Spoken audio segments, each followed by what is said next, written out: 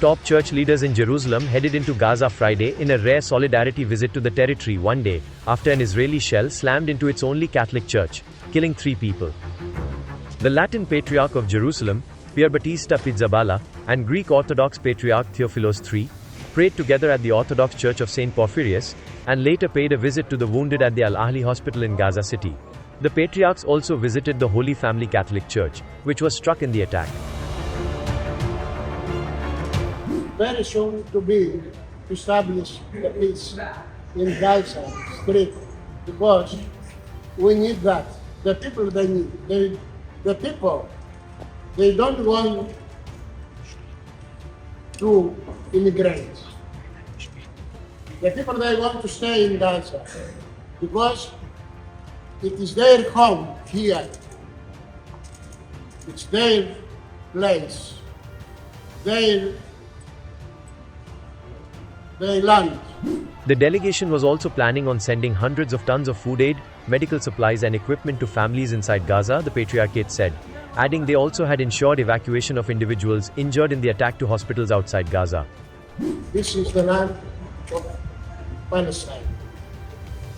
And the Palestinians, they have the right to stay in their land. Our situation there when we live in Jerusalem is not that easy, and we follow up what is going on.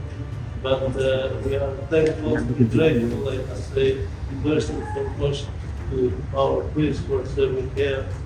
The attack drew condemnation from world leaders and religious figures. Pope Leo XIV on Thursday renewed his call for an immediate ceasefire in response to the attack, and President Donald Trump called Israeli Prime Minister Benjamin Netanyahu to express his frustration.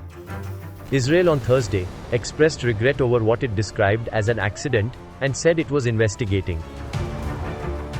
The visit by religious leaders Friday marked a rare entrance to the territory by a delegation of outsiders.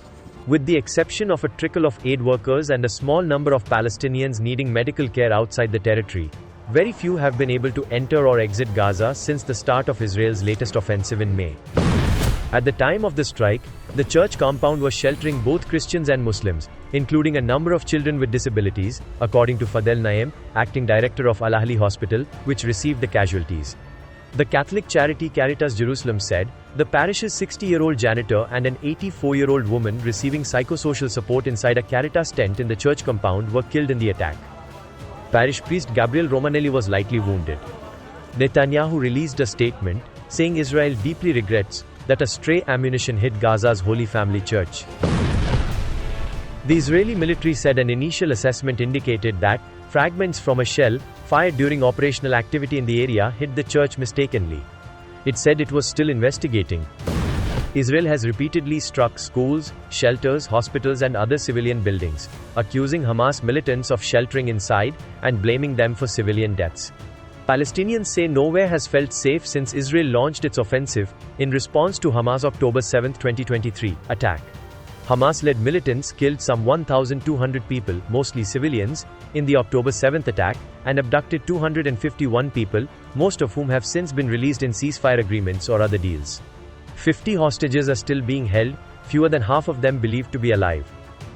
Israel's retaliatory offensive has killed over 58,600 Palestinians, according to Gaza's health ministry, which has said women and children make up more than half of the dead. It does not distinguish between civilians and militants in its tally. The ministry is part of the Hamas-run government, but is led by medical professionals. The United Nations and other international organizations consider its figures to be the most reliable count of war casualties.